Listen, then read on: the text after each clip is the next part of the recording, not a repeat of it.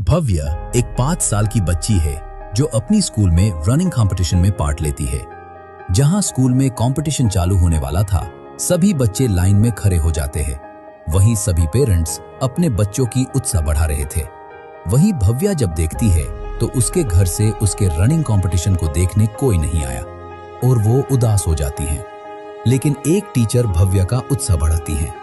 And running competition चालू होता है और 1 किलोमीटर रनिंग के बाद भव्या रनिंग कंपटीशन जीत जाती है और स्कूल द्वारा उसे सम्मानित किया जाता है। रनिंग कंपटीशन जीतने के बाद भव्या खुशी खुशी घर लौट रही थी। उसके हाथ में ट्रॉफी थी और उसके दिल में एक ही ख्याल कि आज मम्मी पापा उसे देखकर बहुत खुश होंगे। इसी उम्मीद के साथ वो घर पहुंची, लेकिन जैसे ही उसने दरवाजा खोला, अंदर का मंजर देखकर वो रुक गई। उसके मम्मी पापा रोज की तरह फिर से झगड़ रहे थे। न किसी ने भव्या को देखा, न उसकी ट्रॉफी को। उसकी खुशी एक पल में टूट गई। वो चुपचाप अपने कमरे में चली गई और जोर जोर से रोने लगी। लेकिन उसे चुप कराने वाला कोई नहीं था। धीरे धीरे रात हो गई, लेकिन भव्या को नींद नहीं आ रही थी। अकेलापन उससे अंदर ही अंदर तोड़ रहा था। अपना मन बहलाने के लिए वो रात के 11 बजे घर के पास वाले गार्डन में चली गई। लेकिन रात का सन्नाटा, हल्की हवा और गहरा अंधेरा। भव्य धीरे धीरे गार्डन में बढ़ रही थी। तभी उसने देखा 2 आदमी किसी को जबरदस्ती ले जा रहे थे। ध्यान से देखा तो वो उसकी टीचर थी। टीचर मदद के लिए चिल्लाई, लेकिन वहां कोई नहीं था और फिर रेप करने के बाद मार दिया, जिसे देख भव्या का दिल कांप उठा। कुछ ही देर बाद वहां सब कुछ खामोश हो गया। भव्या डर से कांप उठी। अचानक उसके मुंह से एक चीख निकल गई। वो दोनों आदमी पीछे मुड़ते हैं और भव्या को देख लेते हैं और फिर वो उसकी तरफ बढ़ने लगते हैं। भव्या जान बचाकर भागने लगती है। जैसे ही भव्या भागने लगती है, वो पत्थर से टकरा कर गिर जाती है। वो आदमी उसका पीछा कर रहे थे। डर के मारे भव्या तुरंत उठती है, रोड की तरफ भागती है, लेकिन वहां कोई नहीं था। पूरी सड़क सुनसान थी।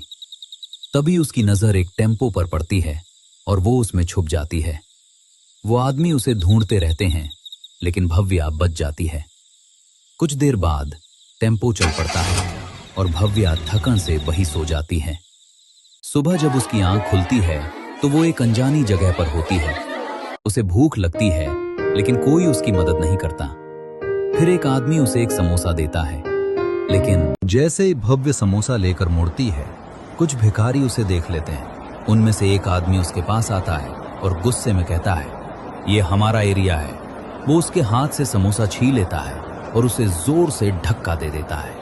भव्या जमीन पर गिर जाती है और रोने लगती है। तभी एक आदमी उसके पास आता है और पूछता है, बेटा क्या हुआ? भव्या कहती है, मुझे भूख लगी है। वो आदमी कहता है, चलो मैं तुम्हें खाना खिलाता हूँ। भूखी भव्या उस पर विश्वास कर लेती है और उसके साथ चली जाती है। पहले वो उसे खाना खिलाता है, फिर कहता है, चलो मेरे घर चलो। भव्या बिना सोचे उसके साथ चल पड़ती है, लेकिन वो एक जाल में फंस चुकी थी।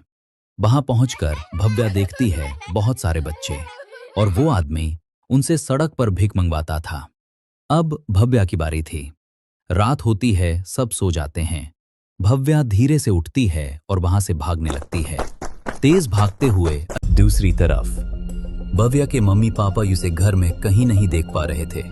वो उसे घर के बाहर और गार्डन में ढूंढते हैं, लेकिन भव्या कहीं नहीं मिलती। डर के मारे वो तुरंत पुलिस स्टेशन जाते हैं और कंप्लेंट करते हैं। पुलिस भी भव्य को ढूंढने लगती है, लेकिन रात हो जाती है और भव्य का कोई पता नहीं चलता।